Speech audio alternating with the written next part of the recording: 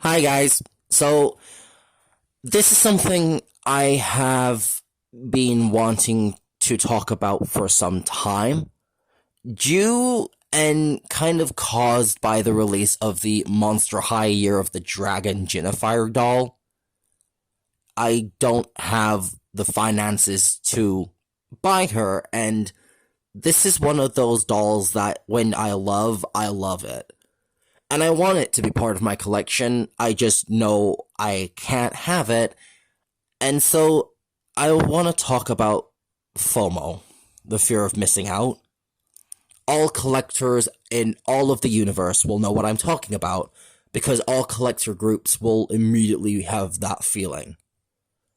It's something that all of us will face no matter how long of a collector we are.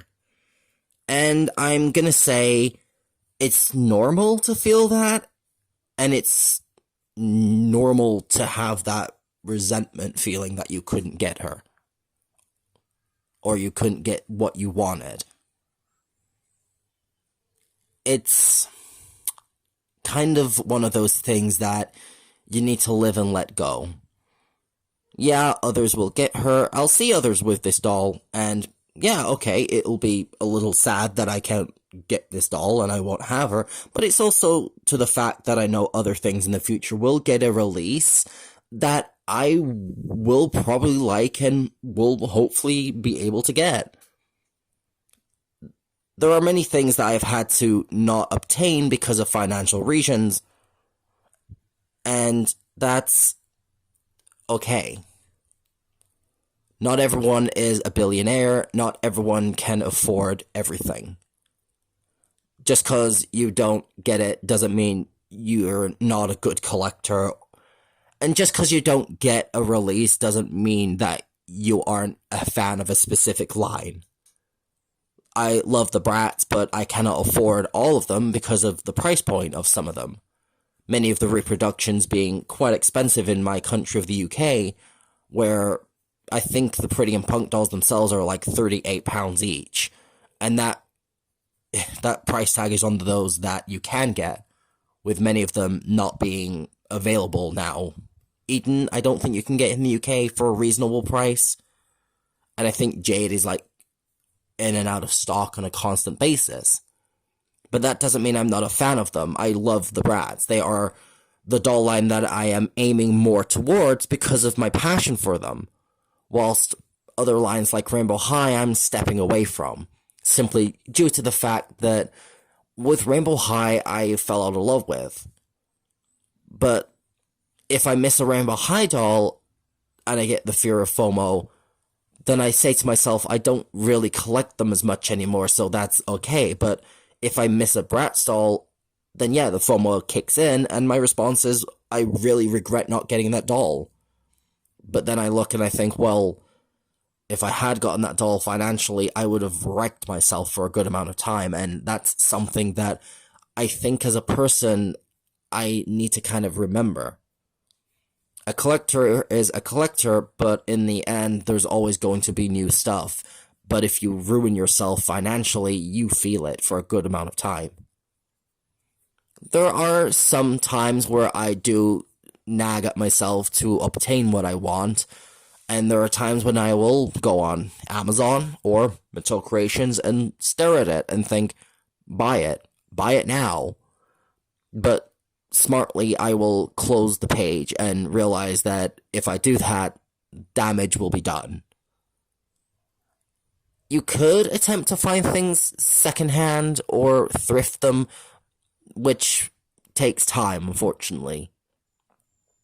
But apart from that, it's literally just about knowing when to stop. I'm a collector. I will always be a collector to my heart, and so I will always carry on collecting till the day the doll gods take me away. But I also know that there are going to be times when I will have to stand back and say no. I've even thought about times where I thought about literally just saying I won't buy anything for 2 months. Maybe that would be a good choice. Possibly could be. Maybe a month where I don't buy anything at all. But that time will probably come more sooner than I think, because there will be that moment where I just decide maybe I should hold back for a certain amount of time just to financially keep myself going. I will say that a lot of collectors understand this, and if you feel like you're alone in this, believe me, you're not. If you don't have friends online, talk to them, because they understand literally about what you're saying. It's more common than you realize. Even if you have a friend who doesn't collect what you collect, talk to them, because they will also feel the feeling of FOMO. It's something that needs to I think it needs to be talked about a lot more than just being on the back burner of so many people. I also think there are moments where companies who constantly release and release and release kind of will constantly keep doing that.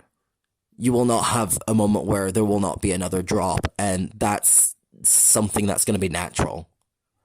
The Monster High Alumni dolls are a very good case of this, with their pricing and their sales being so chaotic that a lot of people have to back away, including myself. I did buy one of the Off-White dolls, and I had an unfortunate experience with it, with the doll being sent to the wrong country, and me then having to spend more money to receive it to me. I just decided not to touch another one. I also now back away from dolls if they are a specific price. The alumni dolls are just naturally going to be expensive, and to be honest, the fact of the matter is, the Off-White doll is the only doll that I've had a bad experience with. I have the Haunt Couture Midnight Runways, and I did not have a serious problem with them. They got delivered right, but the Off-White doll having such a bad moment with me kind of made me stand back and realize I am giving a lot of my money to this company, yet they cannot even ship such an expensive product to the right country. So I need to start really thinking about, do I really want to put my finances in me getting another one of these? And my response is going to be no. I do like the Off-White dolls, I just think the pricing is so ridiculous, and the boxes being as big as they are, shipping them is just painful in a whole.